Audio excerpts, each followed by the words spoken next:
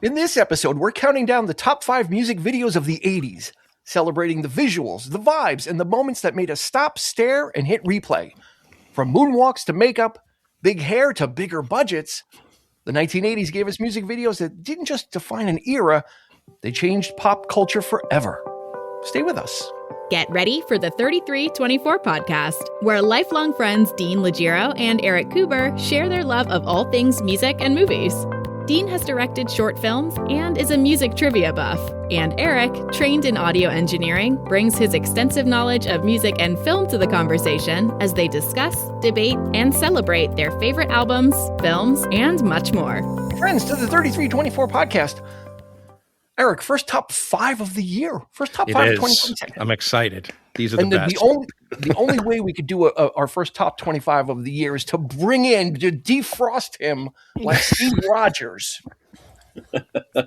Bring in the OG. We need the heavy artillery. You know, when you have like a war and you got like the little PT boats and then the big shield helicarrier comes in. We got him. Speaking of America's ass. Yeah. Yo, America's ass. Andrew Cremines is with us. Andy, welcome back.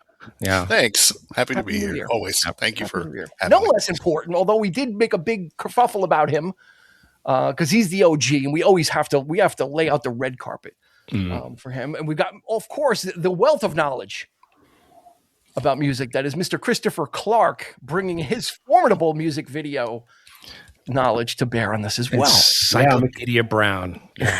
I'm pretty excited about this one, man. I have a lot of good like Clash of the Titans. I'm just going to sit back with my popcorn.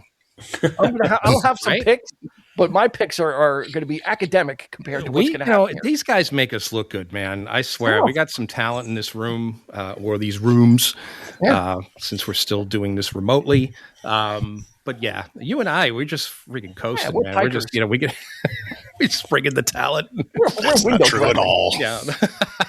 Let me cut right to the chase. Normally, whenever we have Andy on, either before we go on or sometime in the beginning, he's like, I'm doing something, but I can't talk about it.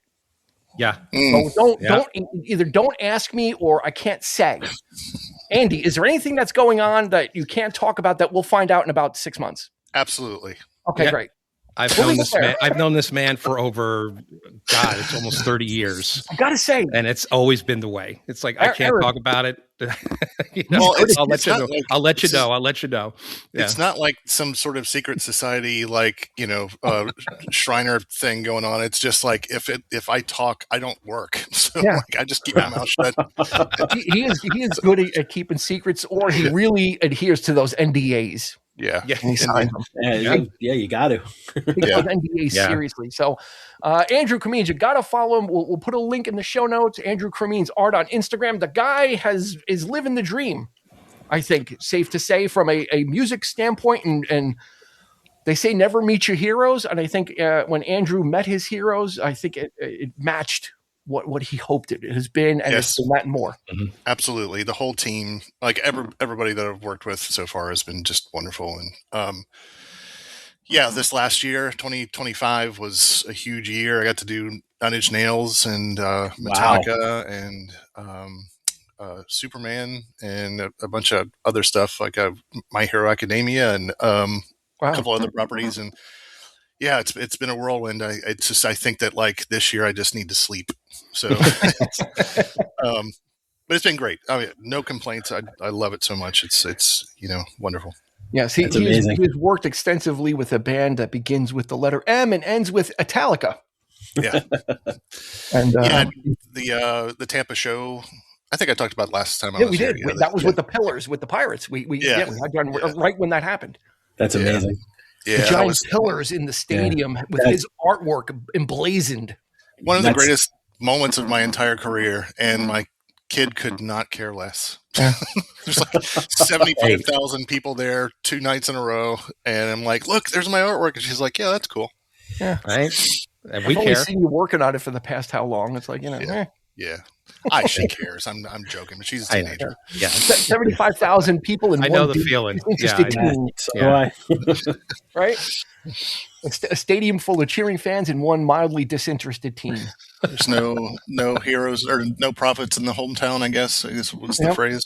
Is that what it is? So, we are doing, we thought we'd take our top 5 and shake it up a little bit, and it'll be fun to turn it on its head a little bit. Usually our top 5s are about songs, and these are specifically about music videos and not necessarily the song. And specifically from the classic MTV era of the 80s, which this is a lot harder than I thought it would be.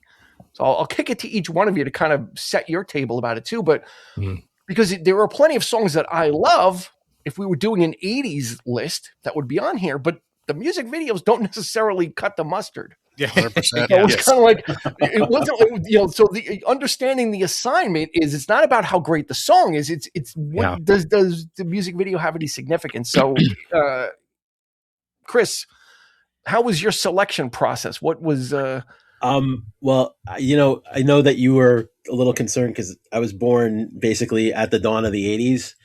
And I started to think about it. And what I really found surprising was how many videos came to mind that I remember watching as a kid, and not because of the music, but because of the videos themselves. And then I'm in a text group with my younger brother and my really good friend of mine from the neighborhood. And we were just going back and forth and like telling stories about these videos and like, joking around about like some of the acting scenes in the videos and all that stuff. And it was amazing how much of it came to mind and how much of it was imprinted on us, because I mean, we were 10 when the 80s ended, but like, I know for me and my brother, and I'm sure for my friend Angela as well, like there was always a TV on somewhere in the background with MTV on. So like it definitely left an imprint, and those videos still, I look upon them fondly. I went back and watched all the videos on my list this week, and they really do like hold up as not, like you said, not just musically, but as like works of art, and like how innovative and creative they were for the time. Nice. Andy, what about you? Same. My whole family was very musical, and MTV was always on. I don't know how we afforded MTV. Was it free? No, it wasn't free. It was part of basic cable. Part of basic cable. I don't know how we afforded it, but we seem to always have it. But I just told this story on my social media. This podcast got me remembering. I had in 1985 there was a 1985 Heavy Metal Mania countdown hosted by Dee Snider, and I saw your post about that. There was I was 8 years old, and we had a blank tape. And if the first video came on, I just like threw the tape in or whatever. And it was the top 20 heavy metal videos of all time, because this was 85. Metal had been around for 5 years. I guess metal videos anyway. So I watched that video tape about 700,000 times, over and over and over again. Yep. And then I lost the tape and I couldn't find it. And then like the internet happened. Before the internet happened, I just had it in my mind. I just remembered, and I'd ask people, did you ever watch? No, nobody heard anything. And then I found in 94, I think it was like in some tape trading catalog, like that, the Heavy Metal Countdown. I was like, oh man, but it was like $80 or something. So I just, it just went by, and I started dating my wife, and I was telling her about this mythical countdown and all this stuff. And I found it on YouTube, the exact show, but they had all the videos taken out for copyright reasons. I downloaded the video off of YouTube along with all 20 videos and reconstructed the video for myself, just to have, I even did the little toaster, like 80s, like horrible, like video transitions and everything to keep it the way it was. But I was obsessed with music videos is what I'm saying. Like, there was being very visual, being like a huge movie fan, and being such a music nerd, being all together, it was just the perfect thing for me. So it was really, really hard for me to choose. Likewise, Eric, what was your selection process? It was difficult only because I didn't have MTV. I probably the only kid here who didn't. He wanted his MTV. We never had cable, especially during the 80s, especially. So the only time I got to see it was either at your house, Dean, or Donnie's house, or Dwight's house, or after work. So I didn't get exposed to it 24/7. But I think I've seen enough to know. I'm obviously was apprised, we were there when it launched, and we saw, the first videos and such like that. And it was cool. But it was always something that I wanted to see more of. But the videos that I picked are when I think of music videos, and at the time, I'm thinking of some of the more, not necessarily groundbreaking, but the ones that I just probably the most nostalgic for, just off the top of my head. I just had to go, I had to do it that way. And there's no particular rating of mine, by the way, either. There's no particular order. So I've got equal parts nostalgia and certain reasons and and Chris said something that made me think that there's basically three types of music videos. Yep. Performance style, where they're lip syncing or it's live. Performance and the band and other footage, and then the artist acting. Actually, four, and then or the artist acting like they're portraying a role, and then the music videos where nobody appears in anything, and it's just visuals, or they don't want to be on camera, so they make a video with just other things. So there's basically, I said three, but there's basically four types, and I think before we get to talking about the pinnacle of this, we're going to make a playlist of this on YouTube. So all of our picks will be on the playlist. You can hit us up on Instagram, Facebook, and YouTube, or you can message us directly within your podcast platform app and give us your picks, and we will add it to this 80s MTV Classic Era playlist. And we would be remiss if we did not acknowledge that that Michael Jackson's Thriller was a high watermark. It literally melded. It was the collision of music and movies, because John Landis, who was a hot director at the time, who really fell off, spearheaded it. Michael Jackson was at the pinnacle of his career. So the two colliding and making a long form. Do we call it a music video? Do we call it a short film? There's so many different ways to parse that event. And I remember when it happened, everybody, world stopped when this was getting premiered. Yeah. I don't know if anybody else remembers that. The VHS tape of the making of Thriller outsold the second best-selling album of that year. Yeah, so I had it. We had it in our house. My parents loved it. I mean, it was huge. Yeah, so that was he really pushed the boundaries of what the art form could do, because we have to be honest also to acknowledge that music videos did change filmmaking. It absolutely not only did directors come from making making videos and become directors, but the quick editing style of music videos became, it transcended into commercials, and it transcended into Miami Vice, not only did music videos kind of inspire themselves, but it inspired the art form at large of filmmaking. And they're definitely directors that you would associate with making videos, in the 80s, all the metal videos, everybody knew they were made by Wayne Isham, or Herb Ritts did a lot of the pop music videos in the early 90s, and so Spike Jonze, who worked with the Beastie Boys, there's a lot of filmmakers that are associated with the videos. They were as ubiquitous as if you would talk about directors or producers or writers.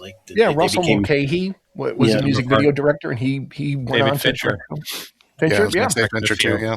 Fincher. Yeah, so a lot of people were able to cut their teeth on and it actually is a really good film school, because it's short form storytelling. If you're that kind of director, if that's what they hire you for, you got to get the point across, but you also have to set it to the music that you're kind of given, and that's, always up to interpretation, right? The lyrics don't always, just because a song has certain lyrics doesn't mean the visuals always match it. Oh, for sure. Most of the things that I picked today are pretty much that. Yeah. But, I wanted to say also too about the music video of Thriller. There was nothing bigger on the planet. You can't describe to somebody younger now how big it was, because everything is everywhere all at once now, over and over and over again. We had 5 or 6 things at once happened. Remember those days? Yeah. And it was the only thing that existed. Like it was just, it was so ubiquitous. And Rick Baker's makeup and Michael Jackson as a werecat instead of a werewolf. It just and the zombie makeup. Was you could see later on and like really inspirational in like like the fog and stuff like in the Return of the Living Dead movies and stuff like that. It just spread out the influence of that video. So I'm glad and how there was some film, then there was some music video portion, then there was a big dance sequence, and then there was some more film, and then it circled back to the song, to the chorus at the end. So it really took the art form and showed what in capable hands what could be done, because that's the thing. For every thriller, there's probably 30 or 40 videos that are just like shot on a horrible green screen with really no budget, and it's just it looks like people just showed up wearing whatever they rolled out of bed with. I had the Viewmaster of the Thriller, in the 3D where the zombies are like reaching out, and in 3D. So it was awesome. Wow. All right. Let's not delay any further. Let's get the countdown rolling. It's not the Headbangers Ball. It's not 120 minutes. It's not the MTV video countdown. It's our top 5 music videos of the 80s. So Mr. Christopher Clark is going to kick us off with his number 5. Go for it. All right. I still remember actually seeing this video for the first time. And it's from some people local to my part of the planet. And that is Twisted Sister. And it's not the one that everybody would think it is. It's actually I Wanna Rock. I always like that one better. That was on my list. And I have written exactly that. It's not the one that's on everybody else's list. It's so funny. And it's just like the whole opening like dialogue with the guy who played Niedermeyer in Animal House, and like even today, if I were to mention that video to some of my friends, someone is inevitably going to say, "Who would dare desecrate a defenseless textbook?" And then all the students turn into Twisted Sister, and they torment the teacher as he's walking around the school. And I remember watching it with my aunt and uncle and my cousin for the first time. And I just remember all of us laughing our asses off because we just thought it was so hilarious. And even today, it still sticks in my mind. And it's to me, it's like it's not as it's campy, but it's not quite as campy as We're Not Going to Take It. And I just always loved that video. I just thought it was so cool, especially the first time I saw it. I think it was like 7 or 8 years old. I thought it was the coolest thing ever. So cool. All right, so that's a great age to get into it, man. It's pure Looney Tunes. Like exactly, yes. A butterfly lands on a dynamite plunger, and they explode, and he can't throw the grenade, and it's like and he throws the pin. Yeah. All right. So and that's I Wanna Rock. I Wanna Rock. I Wanna Rock. Okay. They were peak. That was peak, on the board. Peak Twisted Sister. D. Snyder was as wide as he was tall. Like he's huge. He's all torso. He was a square. Yeah. He's like a giant torso. Yeah. With legs. All right, Eric, number 5. What do you got? What are you rolling in? All right, I consider this. I imagine it's on everybody's list of one of the best videos ever made, and it's a video that I don't really care about the group or the song or the album. I never had the album, but the video is all that matters. It's Take On Me, Aha. Nice. The absolute, genius of this fucking thing. It holds up so well today. My son is, he likes to draw. He's getting better and better. He found it groundbreaking, and that's saying a lot of considering what's out there today and memes and, what's on the internet right now. And to think that they were able to pull all that off in 82 or 83 or whenever that record came out. Yeah, it was amazing. I love that sketchy kind of thing where you animate a sketch and it just moves in a certain way. I'm a huge fan of animation anyway. So anything animated is for me. I'll take what I can get. And that's going to be hopefully in a whole other episodes. We need to talk about that animation at large, but in a way, but yeah, I'm just going to go right there with that one. I think it's one of the greats. Yeah. All time. My favorite parts of the videos is when he's slamming up against the wall. Yeah. But it's like altered states. It's like, he's kind of, Yeah, but it's amazing. Yeah, it really is very well done. And right. So is that the first time that you've had like a steal in the first two picks were steals? I think so, because you know what, I'm gonna jump in. I may as well and let Andy jump in after me, because one of my picks is Take on Me. Me too. Well, that was actually my number one. So mine shortest podcast ever. Well, like I said, I didn't have any particular order, but we may need to go to the well first. But yeah, like what was amazing is this band from like Norway or Denmark or Sweden. Like, where did they get, like, how did they get someone to make something like this? Yeah. Like, this is a video you would see from a much bigger band. Yeah. But I'm glad that it was Aha that did it, because it elevated that song. I mean, at the time, the song wasn't huge it was decent on the radio, but it was that music video that was absolutely incredible and riveting at the time. And like Eric said, it's like there was nobody else has done it. No one else has tried to do it until Weezer remade it. Yeah. Like no one even, like, you didn't even see somebody, like, I don't know what studio did it. Like, I don't know if they got other jobs out of it, but we never saw that again. Yeah, the music video informed the song. When you hear the song, that's what you think. That's what immediately goes to the video. Yeah, absolutely. In your head, you know. So the only other video I could think that's anything like that, the way they did that video with the cartoon, is Drive by Incubus, which wasn't until like, I don't know, like 10 or 15 years later, like it's like, you know, they're drawing themselves into animation. Like that's the only time, and it's the only one I could think of that almost seems there was a rumor, just really quick, when we talked about James Young last week, Eric and I, when James Young put out his solo album City Slicker, the rumor was the studio that did that video was going to do a video for him. Okay. And he never ever ended up putting out any music videos, as far as I know, for his album. But that, I remember reading that at the time. It was going to be like Aha, like Take on Me. But can you guys? Are you sure there wasn't a video? I never saw one. I've never seen one. Okay. I'll look it up. Tommy Shaw did one for his solo record. Girls with Guns. What do you got, Andy? Can you name that other Aha song? The other Aha song? Yeah. What do you mean? I don't think I can. The sun always shines on TV. He's making a point. Yeah, I'm making a point. No, the sun always shines on TV. There is no other. They also did a song for a Bond film. Oh wow! Yeah, I think the only person that's not here, our mutual friend John, he's the only one of the three of us that actually had the record, and obviously because of the video, I had it too. You know, but I never had the album. But it was just So and I know we're not talking about we're trying to focus on the video and not the music, but I just want to, since we're talking about this band and this song, they did an MTV Unplugged. I don't know if it was like for MTV Europe, but if you can find it on the streaming services. There is an MTV Unplugged version of Take on Me that is fantastic, and I strongly suggest seeking it out and giving it a listen. Yeah, Morton Harkett, the vocalist, the lead singer, he's got the goods. He's the real deal. So it's not just the video; it's the singing. Absolutely, sure. All right, Andy, we're gonna give it to you. I'm guessing you don't have Take on Me. If you do, now's the time to bring it up. It was my it was one of my honorable other mentions. ones, the honorable mentions. Okay. Just to make sure somebody picked it. So I'm glad you guys picked it, because of the rotoscoping animation was just groundbreaking and everything. Yeah.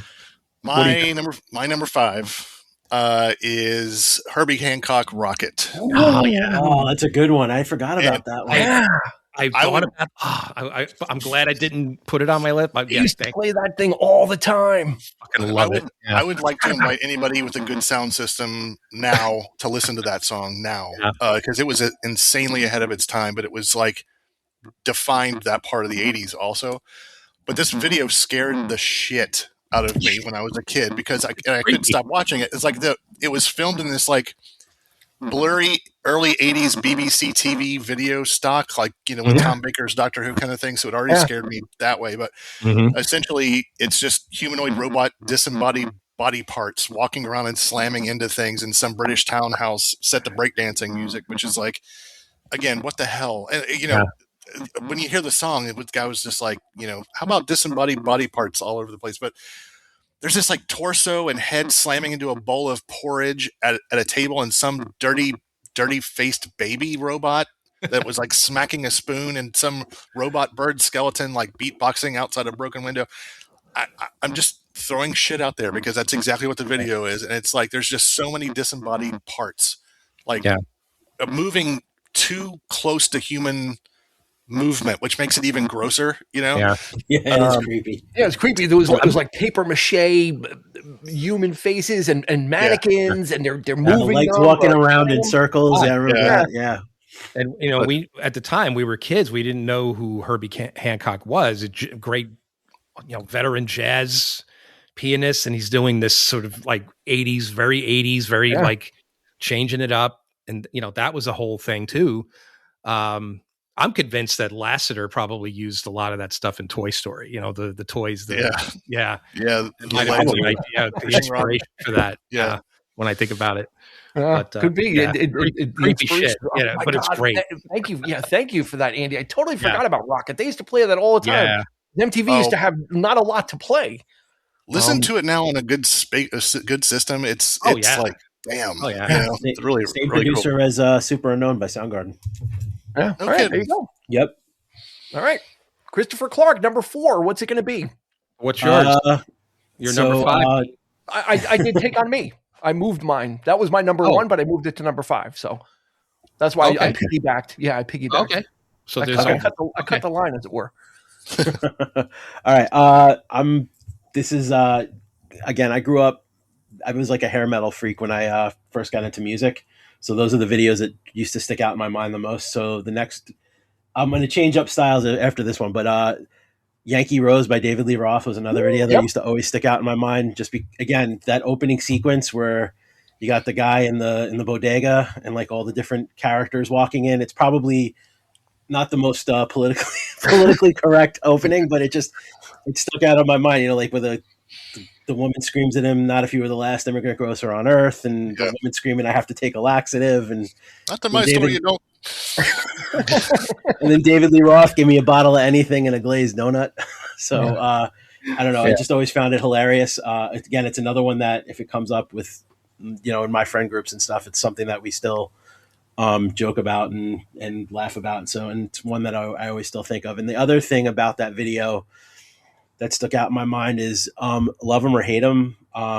Steve Vai to me was always like one of the coolest people in videos because he always had those like really cool guitars. Like he had this beat up guitar that he called the Green Meanie that I always thought was really cool, that I remember looking up and trying to seek out what that guitar was and all the weird shaped ones. And he would take it and he would spin the thing around his entire body and come back and catch it and play. So you got that performance element of those like early 80s, hard rock videos, but then that like really like David Lee Roth, like, funny stuff at the beginning and the outset of the video that always kind of captured me. And, in that intro where, Steve Vai is basically talking with David Lee Roth while playing the guitar, it all kind of blended together to make a really cool video. Yeah. It's when David Lee Roth went from being the lead singer to Van Halen to becoming David Lee Roth, the character. Yeah. And he really, there was going to be a movie, he was going to do a movie called Crazy from the Heat, I think. I mean, it was a whole empire building that was going on with him. Yeah. But I was going to pick Roth too. I think I was going to pick Going Crazy because it's the same thing. It's that fun, I don't give a crap vibe about his music videos. Like, that's the one where he's in the fat suit, right? And he's he's like the producer. He tips over the car. The way, and the buttless spandex. Oh my God! Yeah. Where would we be if David Lee Roth didn't wear a woman's song? Yeah, a woman's song and a cut off sweatshirt. Yeah, it's like he's riding a giant microphone at one point. It's like, what are you trying to say, David? I don't understand. You got to be a little clearer. Compensation, perhaps, we're not sure. Roth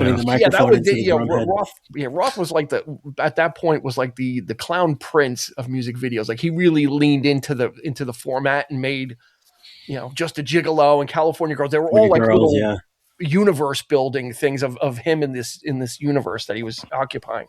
And you saw him start to do that with the videos from 1984 and even going back to Diver Down with Pretty Woman. Yeah. So. Yeah, he was dressed as Napoleon. Yep. Yeah. Eric, what do you got for number 4?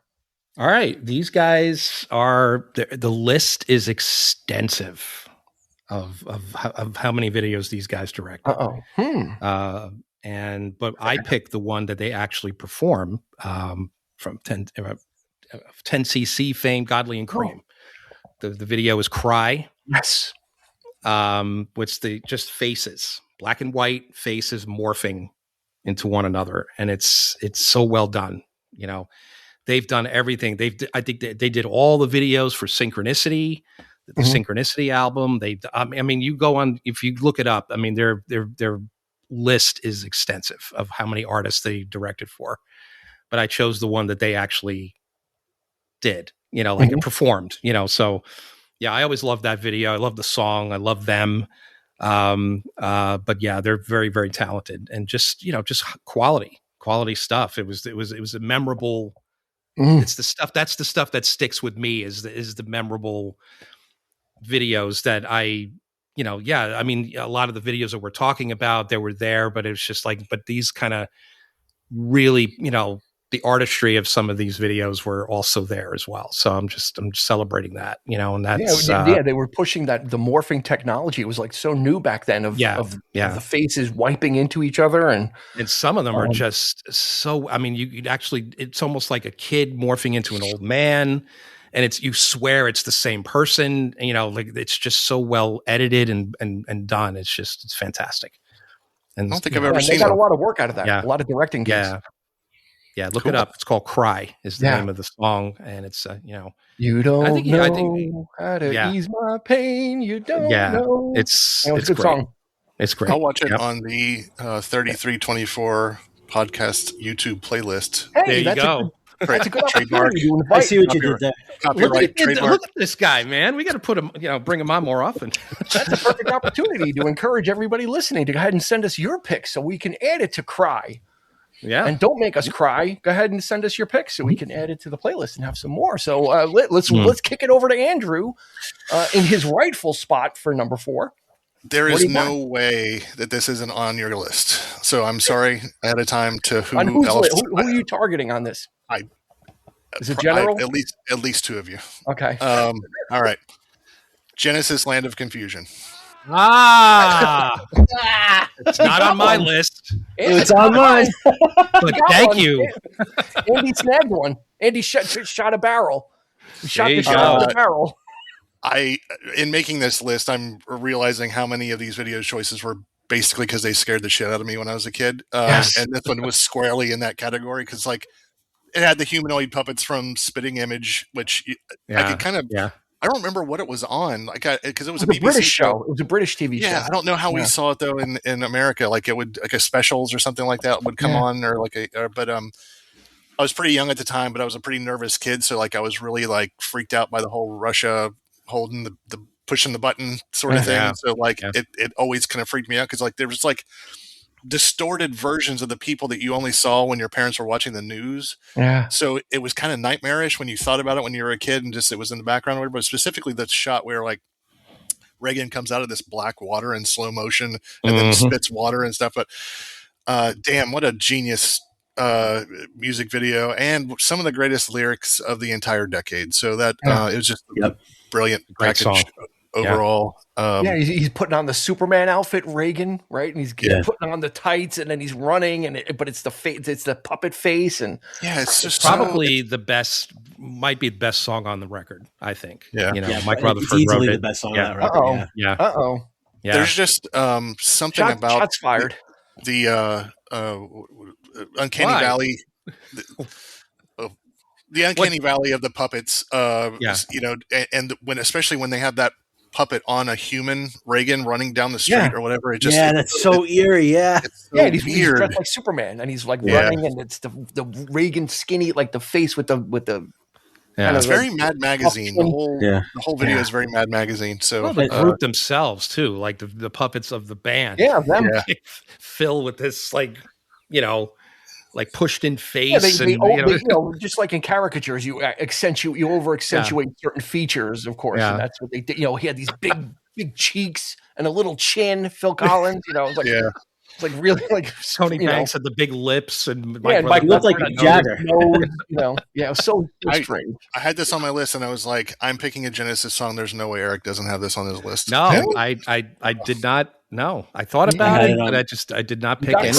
You got me. And the thing, what the thing I remember about this video is I remember watching this video, me and my brother watching this video and finding it hilarious. Like when you had the one woman at the front of when they were all in the audience, and she had like a mouth for a belly. Oh, it was Madonna. Yeah. Oh, if that's Madonna, what it was. I couldn't. Yeah, it was Madonna. Madonna was singing next to him, and he holds the microphone down to her belly button, and it's got lips like singing. Oh, yeah. Yep. Creepy. It was creative, very creative. Yeah. Chris, was that one of your honorable mentions, or was that a certified pick? No, that was a certified pick. It was one of the ones that came up in that group conversation as being okay. In fact, I feel like my brother referred to it. It was either that one or one of my other picks as the GOAT. Like it was one of the Tim. It was one of the best. Do you want to add anything else to it? No. I mean, I think Andy said it all. And the other thing I always thought was really creepy is that when he blew up the planet at the end instead of getting a glass of water, which now as a history teacher, I realized the statement that they're trying to make is the state of the world and our country in the 80s. It was a scary time. I remember seeing that concert, the show, like Invisible Touch tour, and I remember like Phil introducing both Land of Confusion and Domino. Domino is also about that, very much like that. That's the long song on the record, and it was just a scary time. I remember just getting a really, just that pit in your stomach feeling of this is not a good time to be. They were talking about bringing the draft back, the whole Libya, Libya and Gaddafi and all that stuff. It was scary. You couldn't escape it either. Like we were old enough. Dean and I were old enough of age. Yeah, you singing the song Russians. Russians. There was a lot of this going around at the time. It's like what Yeah. I had, like in Mad Magazine and Garbage Pail Kids, even the little kids stuff. Like Mad Magazine, I had the issue that had Russian bumper stickers, like "Honk if you love Gorby," and one of them was vodka powered vehicle, and I didn't understand the jokes. I just knew it was wrong. And then like just all the propaganda, even as like a little kid, all the propaganda, like all the America. Stuff is just it was crazy. One heck of a nurse. Mm-hmm. Okay, for my number 4, I got to clear the deck of my list because I think I'm going to be good after this. I'm going to play a little clip. We'll see if we can get away with this, but listen up. Who are you? Where do you come from? Are you listening to me? What do you want to do with your life? I want to rock. We're not going to take it. Oh, that's because it's the brilliant Mark Metcalf is just you like you had said it in I Want to Rock. It's Wile E. Coyote Looney Tunes stuff that they do. Yep. It's Twisted Sister understood, like they understood the mission. They understood we're guys that dress up in a lot of makeup. So we're not going to be doing ecological songs or Save the Whales music videos. We're going to lean into it and have a lot of fun. And be the living embodiment of the song, right? How the kid is, goes upstairs, like he excuses himself from dinner and he goes upstairs, he's playing the guitar, and then he turns into Dee Snider, and then all the hilarity ensues, and it's just more of the same stuff, just kind of rebelling against the man. Yeah, I carried an M16. You carry that guitar. Yeah, I carried an M16. And this was during the time of labeling music, right? Of banning music for lyrics. So that was going on too. And Twisted Sister was kind of like, they were at the forefront. We've talked about that in the past, where Dee Snider testified before Congress about it, and the PMRC and labeling. So for them to not take themselves so seriously, I think helped also cool that a little bit and chill it. Like we're not devil worshippers. We're not Satanists, Yeah, we're guys that dress up. And so does Kiss, and so does 90% of the people at the time. Yeah, it's absurdist. It's it's that kind of tongue-in-cheek kind of thing. And we're just having fun. And it's what a fun music video should be. It's them. Absolutely. They're doing some stuff, and then we get to see. And I got to say this. Mark Metcalf, the maestro from Seinfeld fans out there. Bob Cobb. gotta put this down though. Mark Mendoza, the bass player, is one of the scariest looking people I've ever seen. Yep. Yeah. He was in that punk band. His makeup is not really feminine. It's almost like horror. It's like he's like a werewolf or something. Like his face looks. I'm like, this guy's just scary. You know, my wife and I have got to party with Dee Snider a couple of times. He is tall.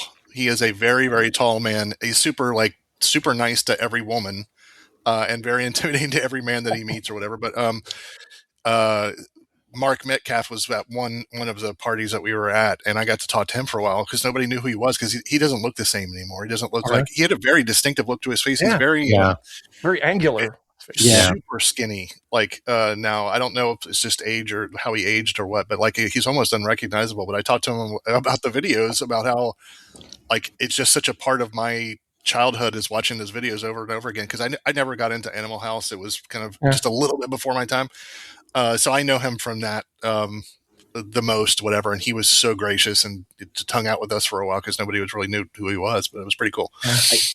Since we're talking about the videos and stuff, I gotta wonder too. I mean, not gotta wonder. I mean, it's also kind of a statement of like those videos almost with Twisted Sister made Twisted Sister kind of like overkill, and like most people just associate them with those campy videos. And you gotta wonder like maybe if they hadn't blown up as big as they did, they would have had a little bit more longevity to their career. Like sometimes videos like it was just like okay, people almost got tired of them. Like.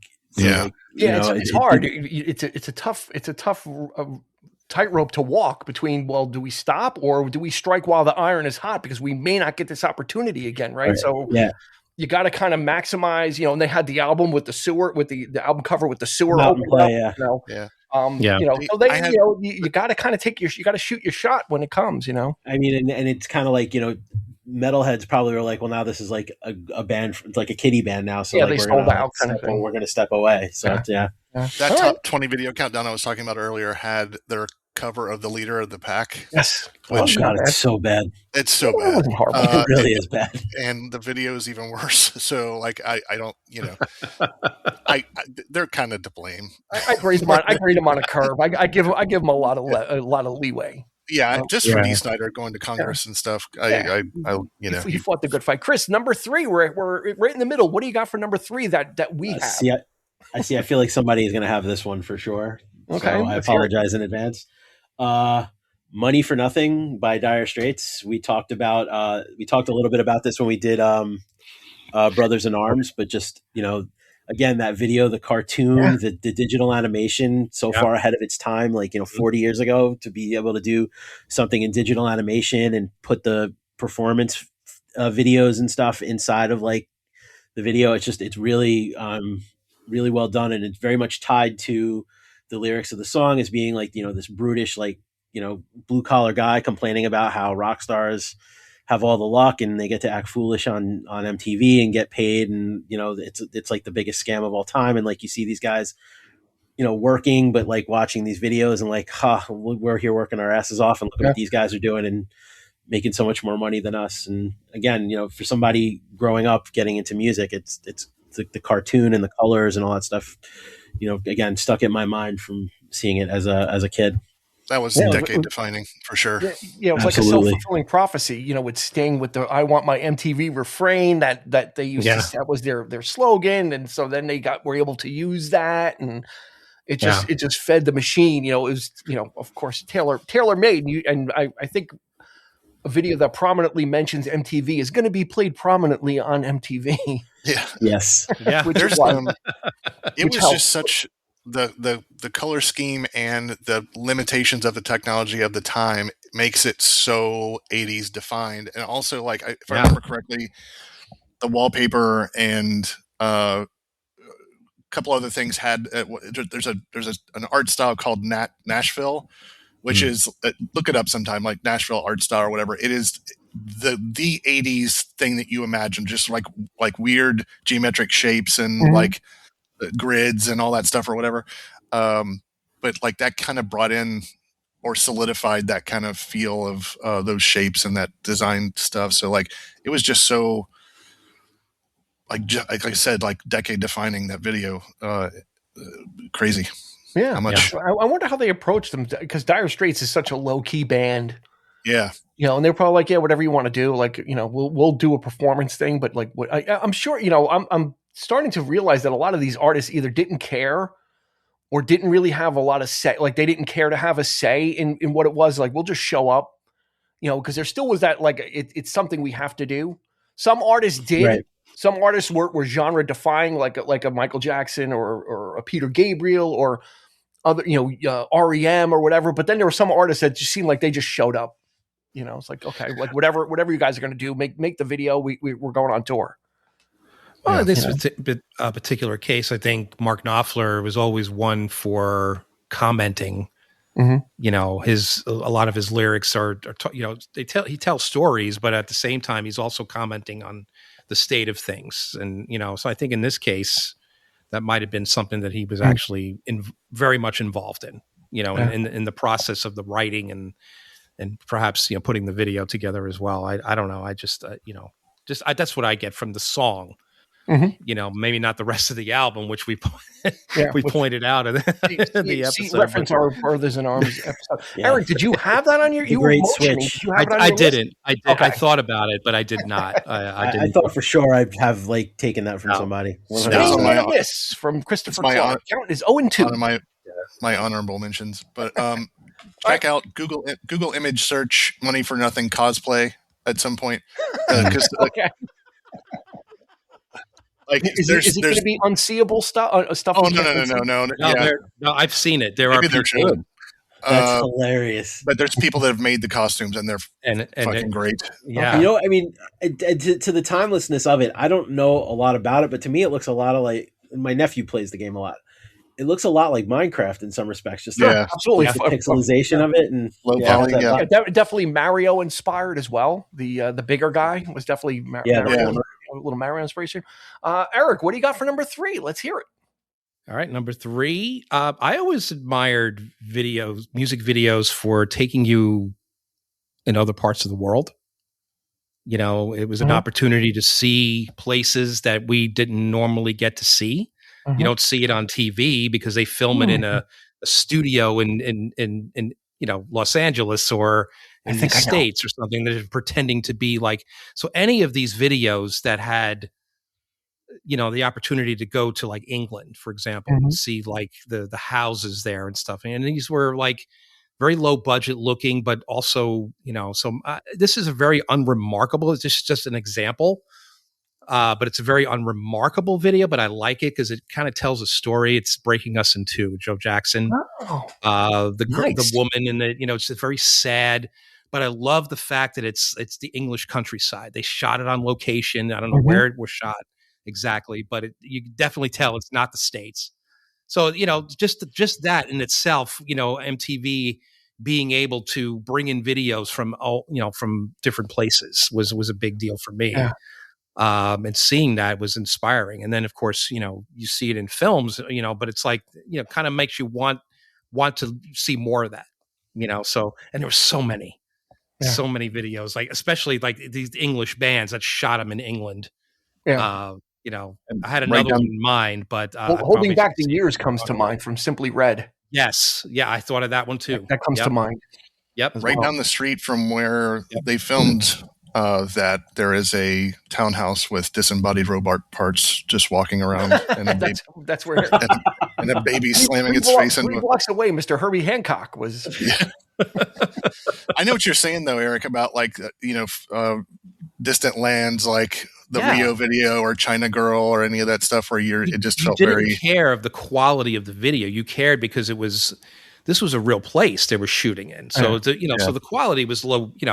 Not the greatest cinematography, but it just, but sometimes it did tell a story. I love seeing like, well, I'm not even going to mention any titles because I don't want to, ruin. You might have picked it. All right. I'm just going to leave it at that.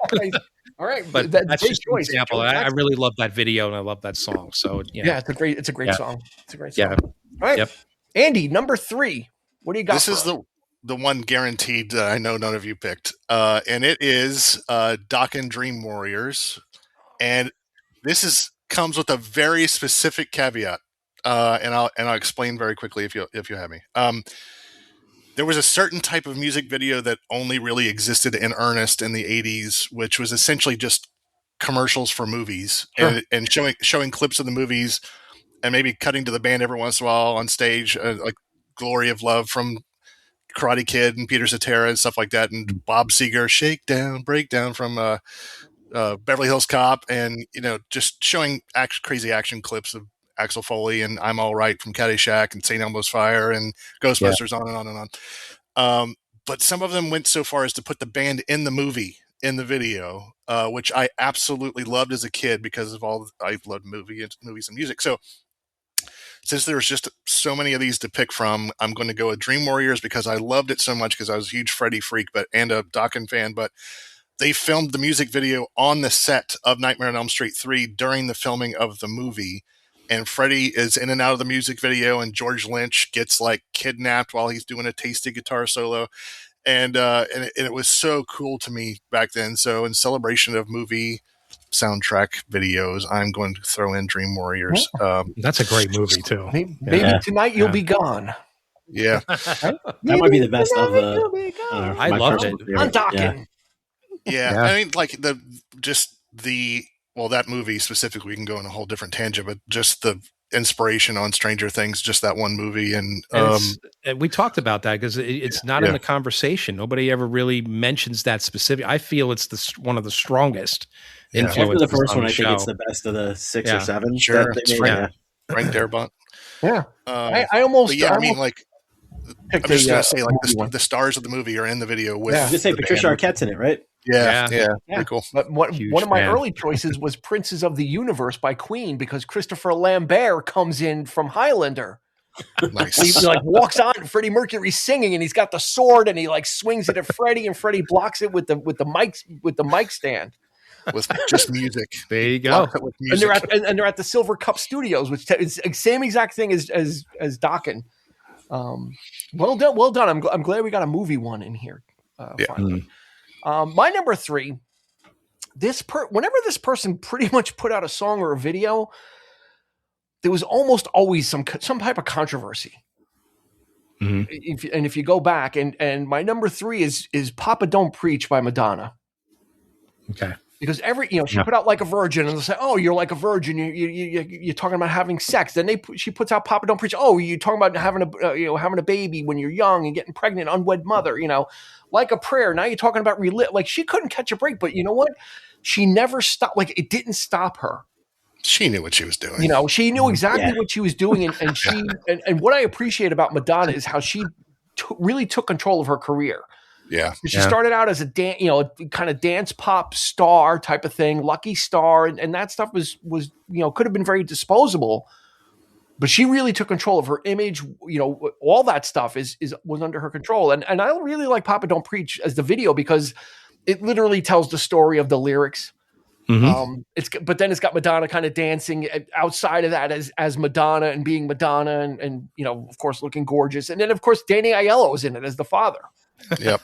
What am I, a fucking cartoon character? If you watch 29th Street, the movie, he's basically, that's the character he is. He's like the dad in Papa Don't Preach. But it's just a great video, and I remember every time something came out with her, there was a controversy. She performs at MTV Music Awards. It's a controversy because of what she's wearing. She was always in the public consciousness, but she really pushed her, she owned her sexuality. There was just no. There was so much. I admire that. I mean, that's I'm A-okay with that. It's that is, and it's nothing compared to today, right, Eric? It's tame.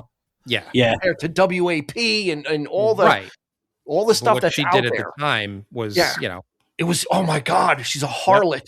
Harlot letter give her. Yeah, it really was like that back then. You had the Catholic Church was coming after her for that song and everything else.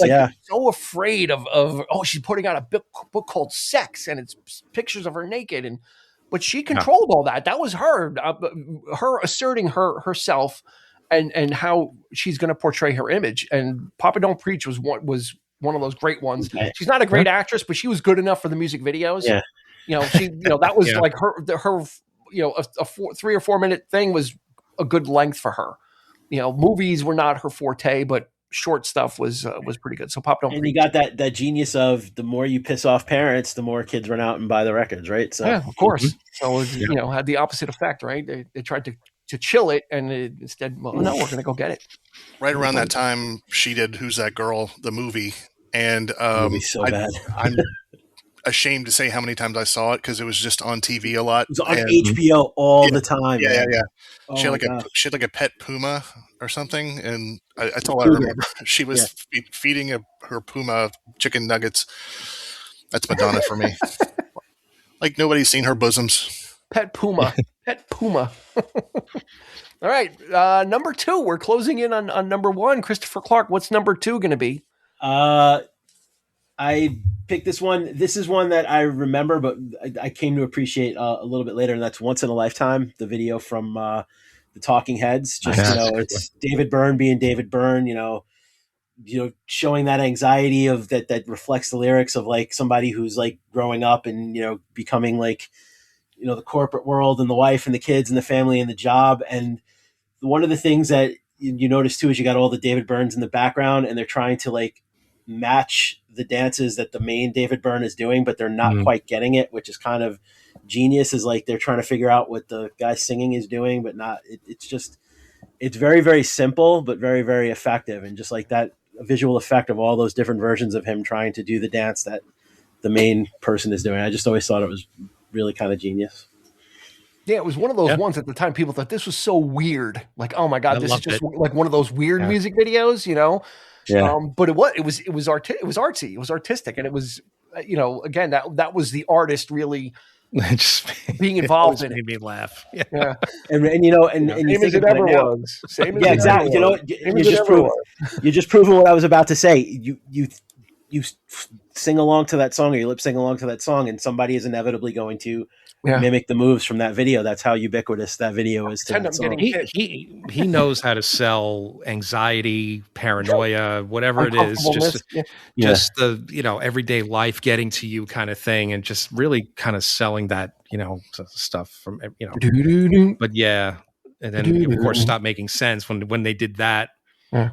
It turned us into an instant fan of that group. So that was the pinnacle. Yeah, they wore their quirky they wore their quirk proudly, and it was absolutely. You come to expect it. Burning down the house, another video with him being projected just on the side of the house. It was just just all kinds of that in itself. I mean, we talked about movie. I mean, that we saw that in the theater. It's just a concert.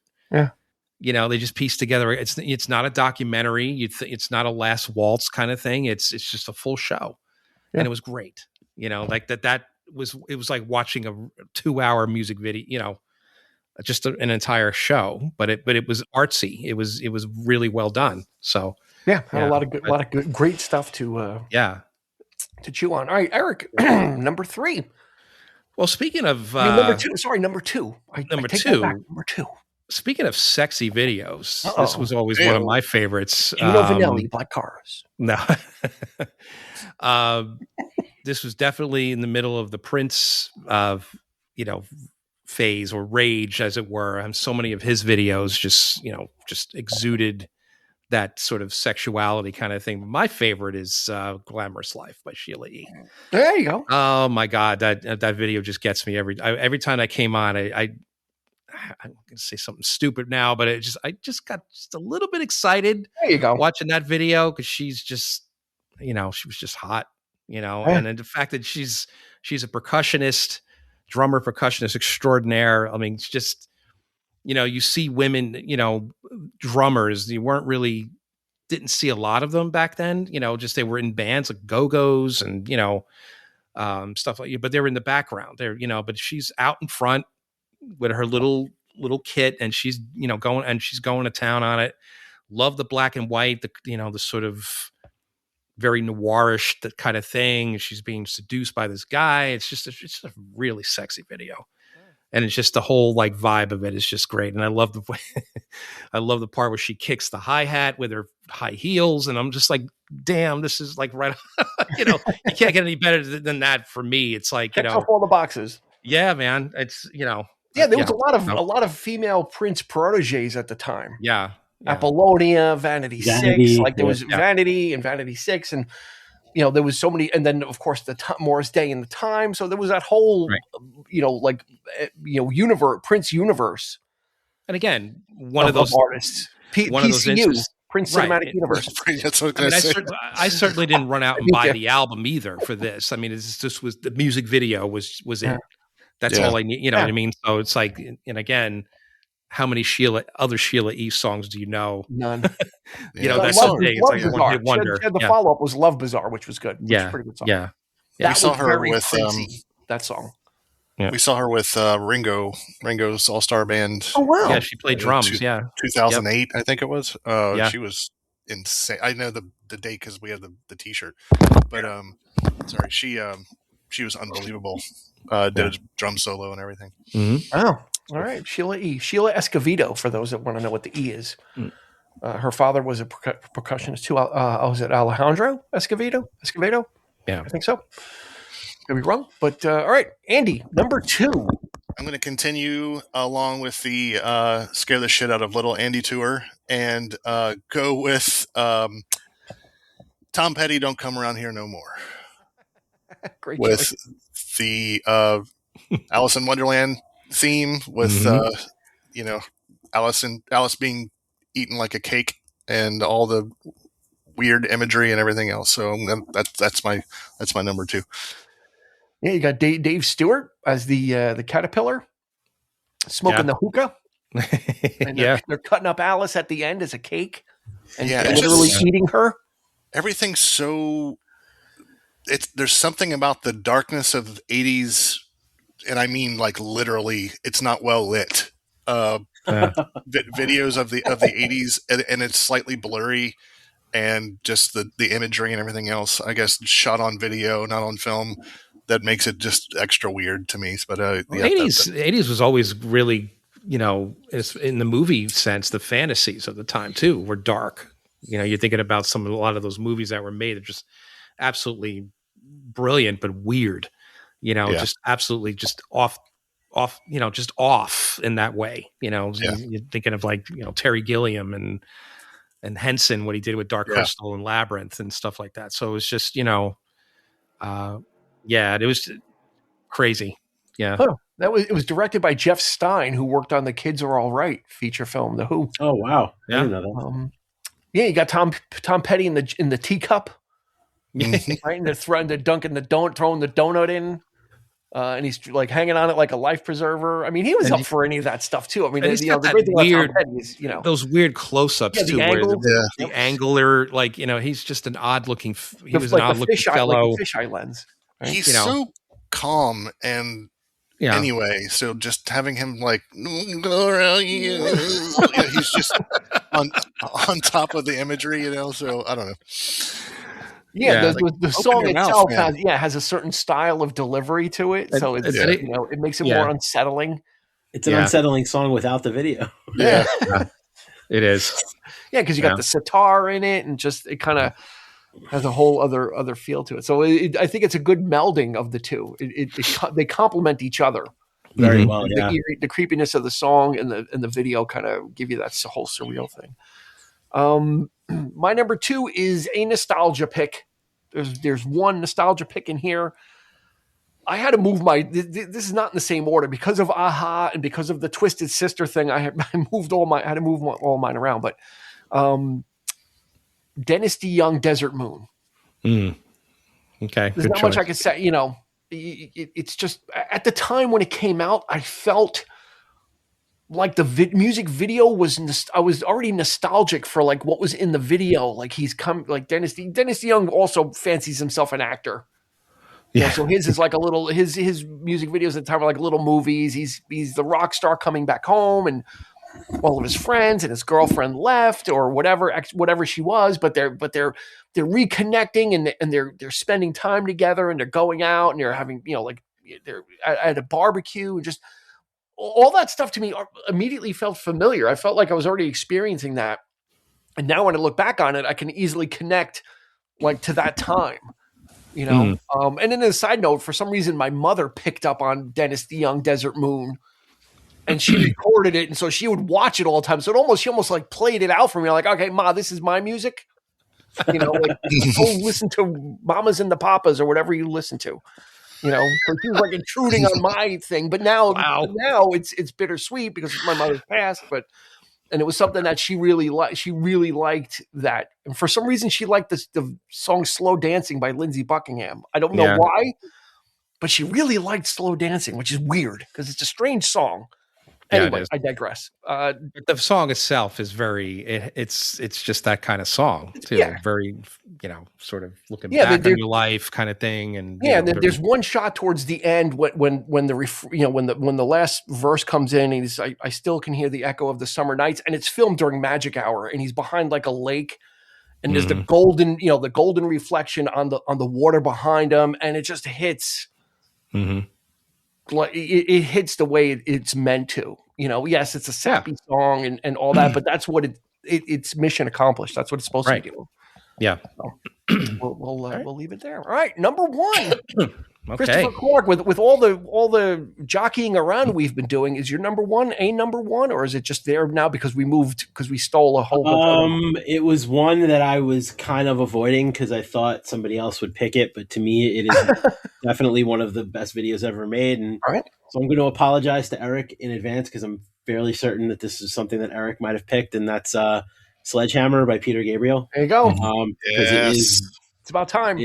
It is one of the greatest videos of all time. Just all the stop animation that's taking place around Peter Gabriel's head, and the claymation, that reflects the lyrics of the song, and the steam train that goes around his head with the tracks and all that stuff. It's a really, really innovative video and just really well done. And it fits the song, and it's one of those ones that just stays with you after you see it. So won a ton of awards too. It was it did. Yeah. Absolutely. Imagine how long that took to make.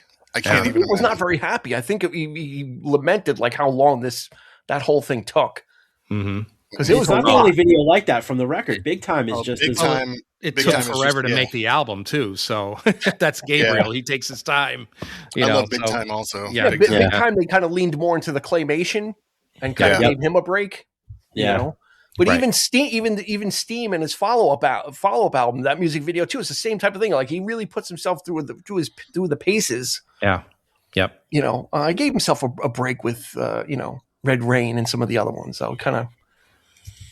Yeah, they were. They were. But Sledgehammer absolutely was just. When that came out, I bought the 12-inch of it. He was. 12-inch single. His videos were always just art. That's, if you can define an artist by, when you say artist, definitely fits the bill, because his ideas are innovative. He collaborates, and he loves, collaborating with talented people that way, and just, going all in for that kind of stuff. And just, Chris, my number one was not Sledgehammer. It was actually another song, but I'm gonna flip it into my honorable mention. I'm going to go with something fun here, and I'm going to go with one of my all-time favorite videos, and that's Legs, ZZ Top. Nice. I fucking love that video. I just love the girls. Here we go. On, I mean, the trilogy of songs that Give Me All Your Lovin' and Sharp Dressed Man and Legs. Just the whole the Eliminator trilogy of it's just great stuff. And I just love that video in particular, but the girl is being bullied, and the girl that works in the shoe store, she's being pushed around, and then the badass girls and then just hanging out. They're just like, I don't know what they're supposed to represent. Are they spirits? Are they what? Like specter. Yeah, I think they're like ghosts. Yeah, chorus, as they say. You know what they're like? They're like the Watchers from. I'm just going to say that. Damn it, Andy! I got you again. I'm trying not to talk over people, and you keep taking my jokes. Jump in. That's probably one of my. Every time that video came on, I got a big. I always look forward to seeing that one. I love that. Yeah, and another group that understood. I mean, these guys with long beards.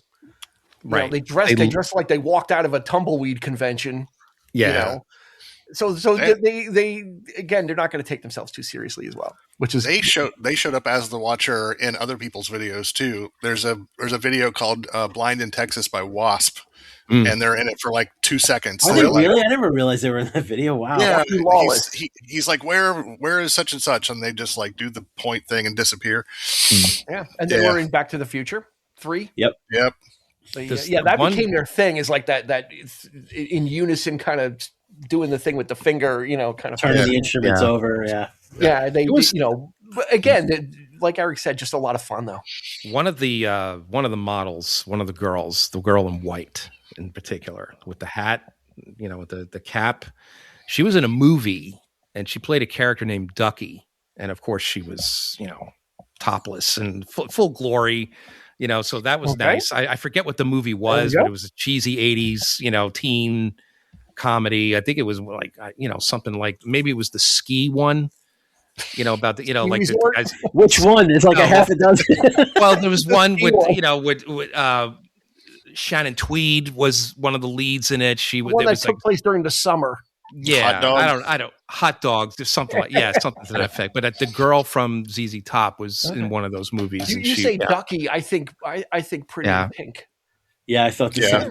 I'm like, wait, no, her John Cryer. That was her name in this crazy film. It was obviously not a great film, but it was just to see her. Yeah, it was like There's some. I don't know her name, but I didn't do the research on that. But it's out there. It's out there. She was my favorite. She was the one, the girl in white with the cap. The girl in white. That's his Suzanne Summers, like in American Graffiti. Yes. The girl in the white car. Yeah, drives by and looks at him. Yep. Oh man. All right, Andy, number 1. We've made it to the top. Speaking of sexy and topless, that's not true. My number 1 is One by Metallica. Ah, okay. You had to see that one coming. But Metallica were the big holdout in the 80s for videos. Mainly they had built such their following with no help from the radio or MTV or anything else. So they wanted to just hold off until they found something that would be cool. And the state of the metal videos at the time was all sex and Aquanet and all that stuff. And Lars famously said, we don't want our music competing with some girl's legs, which is apropos to what we're talking about. Yeah. But their song One, though, was inspired by Johnny Got His Gun, the book by Dalton Trumbo, and where a World War I soldier gets hit by an artillery shell, blowing off his arms, legs, face, ears, and the military keeps him alive, trapped with only his thoughts and no way to communicate. And they did a movie under the same name in 1971, and the one video just cuts in between them playing and clips from the movie, which is just, it's not really a laugh a minute video, but it's haunting. It's very haunting. And it's weird. Maximum Metallica have their own Sirius XM channel. And whenever they play the song One, they play the audio from the video without the visuals, but it's really distracting and weird because like you just hear the guy like, Father, and are weird things. It's loud. Yeah, you just want to hear the songs. But anyway, I don't know why I just said that. But anyway, the video was awesome. It was groundbreaking, and it just made that was one of the things that solidified my fandom back then, is seeing like how they made an art piece based on a anti-war song as opposed to they cut it down because that's like a 10-minute song. It was long. No, the video was long. The video was long. Yeah. They had 2 versions. Yeah, they went the full way, and I remember MTV would play the whole. You're settling in. They had 2 versions, like the radio version and the jammin' version, which is like the longer one. This is the full video and stuff. That was another one. I remember one. Nobody heard of Metallica that wasn't a fan. Then everybody heard of Metallica. Yeah, that. Like that's what it was like a switch going off. It's like nobody heard of this band. Then all of a sudden there's this video on MTV. It's like 8 minutes long or whatever, and it's really creepy and just strange and unsettling. And then everybody heard of Metallica. I mean, into Andy's point, it solidified his fandom. There are 2 things that made me a Metallica fan. I had a cousin who gave me a taped copy of Kill 'Em All and the video for One. And One is definitely the reason I became a Metallica fan. I had an uncle that gave me Injustice for All on vinyl right afterwards. Like that video I mean, I was young when I was like 9 or 10 the first time I saw it, but that is the video that made me a really, really big Metallica fan for sure. You weren't one? I was not one. Oh, you weren't one. Almost 1-0. See, Andy, you say one, I immediately start thinking of U2. Yeah. That's what that's the difference between you and I. That was the 90s. Well, it was like that's the thing though, is like when it on MTV, when I would watch MTV, they would be like, coming up, we got one by U2. Shit. You know? Yeah. Skunked again. It's a great song. It's a great one. From U2 is a great song, but I just wanted I wanted to see it on MTV a lot. But nice. Okay, my number one is strictly fan service. It actually wasn't my number one because of everything that happened before. Aha was my number one. Twisted Sister was my number two. But we've taken it and turned it. My number one is totally fan service because I was in the music video. Guns N' Roses, Paradise City. No shit. Yes, I was at that. You were in the video. Yes, you can't. I mean, you're not going to see me. I was all the way in the back. But before they hit it big, they Guns N' Roses opened. It was Aerosmith and Deep Purple had a concert. It got canceled, and when it got rescheduled, they added a new band called Guns N' Roses to the bill. So it was Guns N' Roses, Deep Purple, Aerosmith, a giant stadium. And all of the color footage you pretty much see in the beginning was a giant stadium. And I was in the back on the... That's awesome. If you're looking over Axl's shoulder, I'm on the left-hand side towards the rear on the lower bowl. That's awesome. I've seen that video a million times. I knew you looked familiar. Yeah. When you see me waving? Hi, Andy. See you in 40 years. That is really cool. So yeah, it took me a while. I didn't immediately recognize it. It took me a while after watching that video. I'm like, wait, he's wearing the same white leather jacket that he wore at our show. And some of the footage, like not a lot of people were there in the beginning. So if you look at a lot of the shots of Axl up close, there's nobody on the sides of him because they were the opening band and nobody really knew them that well. So people were still just milling in. We were there, but people were milling in. So a lot of the shots of Axl, you look, it's like him from the side profile. There's no one on the sides. Then they cut, and all of a sudden there's all these people like in there. It took a while for that to happen. Because I remember there wasn't a lot of people like, what are we doing here? It was like an all-day thing for that. So anyway. That's awesome. That is really cool. I think it's the first time I've become a number one on a top five. Look at that. It's nice. That deserves a bell. All right, we'll do one honorable mention since we have cross-pollinated so much. I'm surprised we're not making honey yet. That we'll just do one because I'm afraid for anything else. So pick your one, and we'll go there, and then we encourage everybody else. Send us your picks. We will add the actual music videos. They must be from the 80s. It can't be 79. It can't be 90. Strictly, we're looking for those classic MTV music videos, and we'll add it to this great music video playlist. So, Chris, honorable mention. So let's get through them quick. We'll do two, but we'll see. So metal was definitely where I was paying the most attention when it came to video. So I'm gonna do one more metal video, and that's "Run to the Hills" by Iron Maiden. The video for "Run to the Hills" is essentially a performance video, but the lyrics of that song are basically how the Native Americans in the United States were abused when people came and settled here, and they intersperse the performances with movies from the 20s, like silent films, and it's movies from the 20s that basically depicts like how Americans saw Native Americans, and it's just making a statement of how foolish those people, how terribly those people were treated, and how they were painted to be fools. And it was just the juxtaposition of the lyrics with the silent films that they put in that video is just very, very cool. And Iron Maiden is always awesome performing live. So yeah, can't beat Bruce Dickinson, airline pilot. Oh wait, he's a rock musician too? I thought I knew him as an airline pilot. the maiden fleet of jets. They and their music videos, I don't remember too many of them, but They were usually live videos, and the stages and the sets were massive. So cool, yeah. Like when they did I don't know, Power Slave was the Egyptian one. Yep. Yeah. And you would see like their music videos, and these sets are massive. It always like amazed me. I'm like, wait, these guys aren't very popular, but apparently they are, because they're playing in Brazil to 150,000 people, and they have a massive stage set up. Yep. And people are going, and he's running all over the place, Bruce Dickinson. He's literally, the ramps and just up and down and everything. So, with leg warmers. and they have their own beer, right? The Trooper. And you're in a Guns N' Roses video. I'm on an Iron Maiden album. Oh, see, I'm on a Guns N' Roses album too. They put out a live record where one of the performances was from the Izod Center, and my brother and I were there. Oh, nice. Yeah, that's awesome too. I'm on Use Your Illusion 2 or Use Your Illusion 1. Story for another time. Well, bunch of famous people. Yeah, you're rubbing elbows with the hoi polloi tonight. Eric, what do you got for honorable mention? Possibly number one and only. My honorable mention was my number one.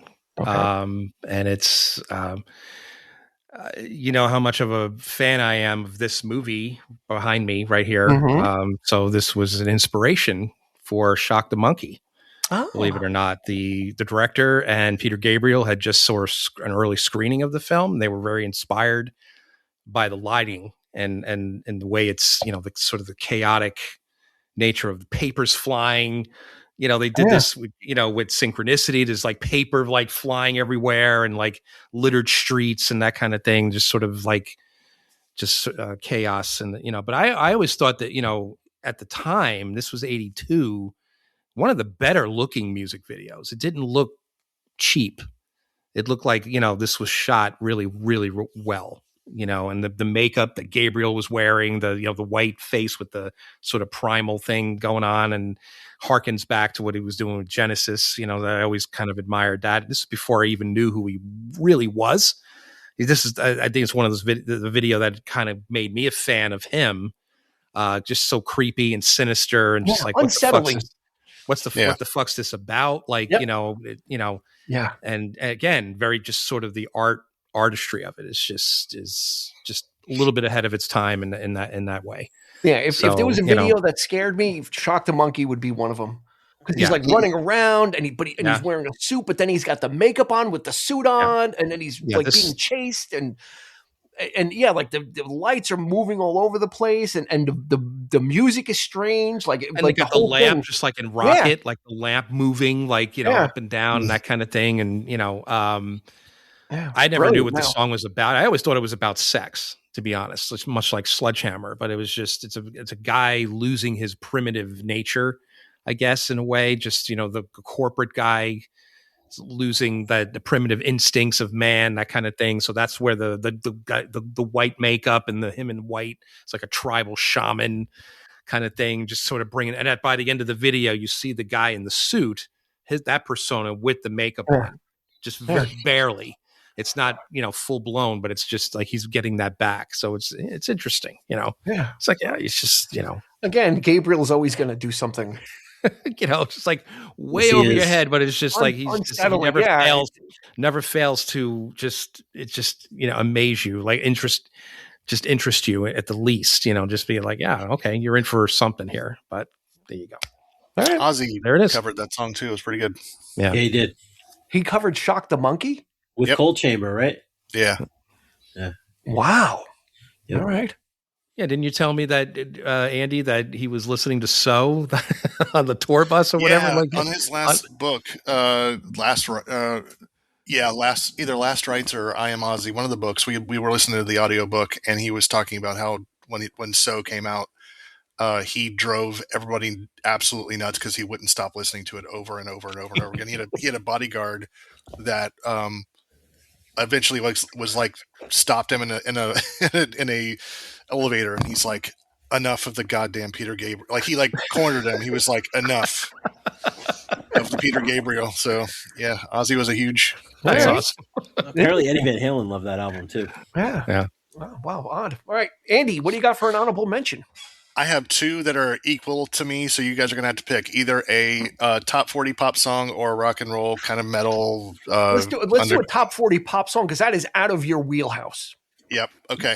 And give it to I'm going to pick this one specifically because it is one of those, like, I don't know how many of you have seen this video, but you've heard the song 4 billion times, and it is The Warrior from Scandal. Oh yeah, of course. And it's basically a performance dance piece, but the thing that and it's cheesy as hell. However, she keeps changing costumes throughout the whole thing, and when she really turns into like the warrior, the makeup is like a Patrick Nagel. It's like perfect 80s. She like becomes the 80s, like in that outfit. She's just like, I am embodying this entire decade into one costume. So I'll go with Scandal the Warrior. Yeah, it was the guy with the ropes. Yeah, like he's like kind of like the bald guy, and then she's the other guy's kind of like got like claws, and he's killing the women, but she tames him. I'm explaining this video actually. But I don't remember this one. I'm actually giving a synopsis of this video. I don't know what I'm doing. I'll give you even more obscure reference to this. It reminds me of Leonard Part 6. So there you go. With Bill Cosby. Oh my God. Holy crap. I remember that movie. Yeah. Or there's like just ballet, like ballet dancing vegetarian killer people. It's basically what it feels like. Yeah, no, it was a great song. That video used to be played all the time. Another one. Yeah. That the Warrior was always on. Shooting at the walls of heartache, bang, bang. If you just had her head on a shirt with some sort of squiggly 80s Nashville thing, you could just have the 80s on a t-shirt, basically. Yeah, I think that's what the album cover was. Her hair like blown back like that, where it was like when she was the Warrior with the design on it. I think they, stole a little maybe from David Bowie as well, right? Yeah, Bowie had the lightning thing going on, and she, that was back, some stuff was art, and then other stuff was just the Warrior. Yeah. Like I trying to be, like I don't know what this is. Like it's and a lot of the artists now look back on it and they even disavow. Like don't even watch the video. It's just so bad. Yeah. Don't even. It's like Pat Benatar talking about her dance sequence in Love is a Battlefield. That was a Battlefield. Yeah. Oh my God. I saw an interview with her, and she's like, "Oh my God, it's awful. Please don't watch. Yeah, please don't watch that."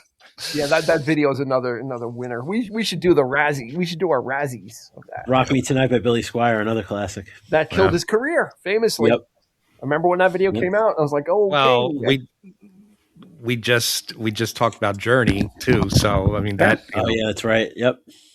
That too. All right. Yeah, I think we'll just do one. Let's go with. I'll do another one that serves my purposes. We'll do "Handle with Care" by Traveling Wilburys. Mm-hmm. Nice, good one. Only because you know what? It's a super group, and usually when they do stuff like that, usually the video will not have everybody because they can't get everybody together. So it'll be like some animation thing, or like kind of like Under Pressure by Queen and David Bowie. Like they're not in it. Yeah, no one's in it. It's just a montage of stuff. They weren't available. To get all these guys together, especially the very elusive and slippery Bob Dylan, to make a music video was just amazing. So, and they were able to get this one video done before Roy Orbison passed. So you've got the full complement of like the Traveling Wilburys, all these guys in one music video, standing in a circle, just performing and having a laugh. It's not serious. They're not like performing as if it's a concert. They're just kind of around a microphone, and when it's time to sing together, the two guys lean in with each other and they sing together, and it's just a great, like you didn't need anything else. We don't need a story. We don't need anything else. We just get these guys in a room. Yeah. We just need to see that. We just need to see them, I actually had end of the line on. I was going to do that, but I'm like, but Roy wasn't there. Roy wasn't there, but that gets you though. The with the rocking guitar, chair, guitar. Oh my God! and they go through like the tunnel, and it gets dark, and it's just like. And Dylan, he's in it, but he's not. You don't hear him. Yeah, he's not one of the lead vocalists in it. So, but he's there.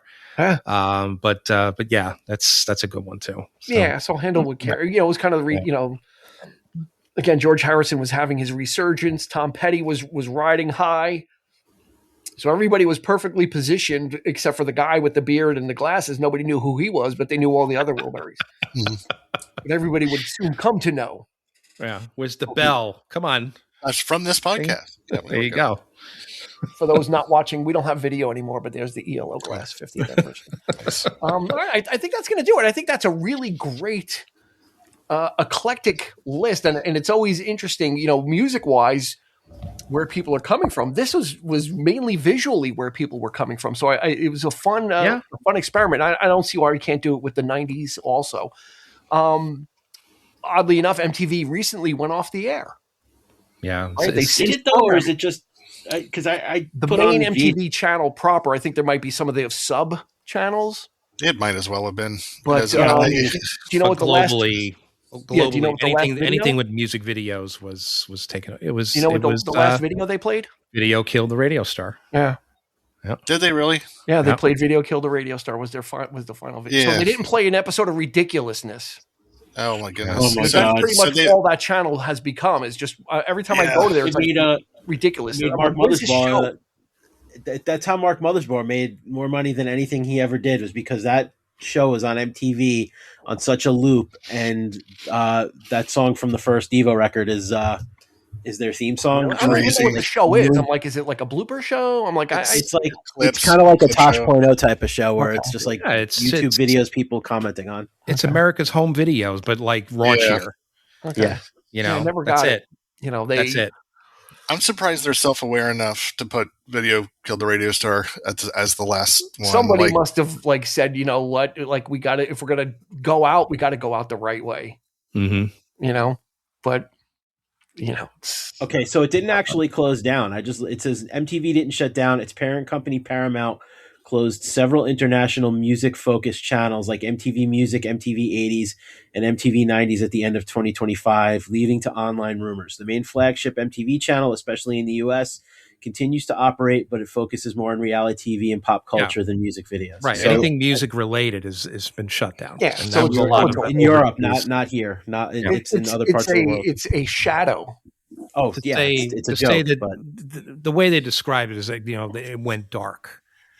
No. And that got me. It's like, that's wow. It's like, oof, the end of a, because it just goes to show. I mean, you can go on, there really isn't, as much as it pains me to say it, there's no reason for it anymore. You can go on YouTube and just like Andy did, he's like, oh, I'm looking for that show that I saw the countdown, and someone had it. Like if someone had a VCR back then, somebody recorded it, and it'll eventually get digitized and uploaded to MTV. You'll find it at some point. So every one of the pics it's all on YouTube, and I say in better quality somehow. They're all in like HD, like Rhino Video, like remastering this stuff too. Yeah, a lot of them are upscaling 4K. Yeah. I think Aha Take on Me is in 4K. I'm like, I don't know how it could be, but okay. The only video that I have seen that like legitimately looks absolutely insane is "I'm Afraid of Americans" by David Bowie and Trent Reznor. They if you look at that video on YouTube right now, it looks like it was shot yesterday, like HD, like super high quality video, but it was the 90s. It was mid 90s. They somehow upscaled that video to, it's insane how good it looks. And I'm super picky about that stuff. So I don't, whatever the technology they use, they need to do with everything else, because it was, it's insane. Yeah. All right. I think that's going to do it for this episode. I think like I said, we've got a nice eclectic mix. We need one more thing. We need your top 5. So go ahead and hit us up on Instagram, Facebook, or YouTube, or message us directly in the podcast platform you're listening on. There should be a message us or fan mail or whatever it is. You hit that button, send us the list, and we will add it to our dynamically growing playlist on YouTube. We'll put a link in the show notes for that, as well as make sure you visit the first link we're putting in the show notes, which is Andrew Cremeen's art on Instagram. You got to follow this guy. You gotta You got to see what's going on. There's more to come this year, and he's tight-lipped. So if we can't pry it out of him, I'm in the same boat. I got to follow him, which I do, and we'll see. And always excited to see what new things come his way. So Andy, thank you so much. The OG that, like I said before, we went on the Qui-Gon Jinn of the 3324 podcast. I'll take the Qui-Gon Jinn. Yeah, you're definitely Qui-Gon. You're nice. More Qui-Gon than Watto. That's true. You're less Watto and you're more Qui-Gon Jinn. He's very, very observant. Right? The Jedi mind tricks no work on me. Okay. All right, thanks about That's so wizard. That is so wizard, Andy. We'll do Phantom Menace one of these years, and we'll just rip it apart. So put that on the list. Mr. Christopher Clark, thank you so much for bringing your considerable talents to bear also on us. Thank you for your picks. It's always appreciated, and I'm glad we got you. We got you guys together on a show, which was man, that's awesome. It was on my wish list, so we're going to get you together. We got to get you together for more metal stuff, and let you guys just kind of Eric and I'll just sit back. We'll drink. There you go. Yeah, man. We'll just kind of, I'll say every so often, and we'll let you guys kind of just have at it. We'll kind of turn. I'm more than just the prog guy. you're prog and metal though too. You're metal. Yes, I am. Yeah. Prog and metal. And Andy is all metal all the time. He's the titanium man. I mean, all of my history is metal, and then after a certain age, I just forgot everything else. So I can recall a lot of metal stuff, but like anything else. Can recall I don't a lot remember of what day metal to take stuff. the garbage out. Yep, exactly. So that's going to do it for this episode. We look forward to seeing you next. Make sure you follow us as well so you get a notification. A gentle tap on the shoulder when new episodes come out. I'll give you a hint. They come out every Thursday. But follow us anyway. This way, if you forget, your phone or your favorite device will let you know. That's going to do it for this episode. For Andy, for Chris, for Eric, this has been Dean. We will catch you on the flip side.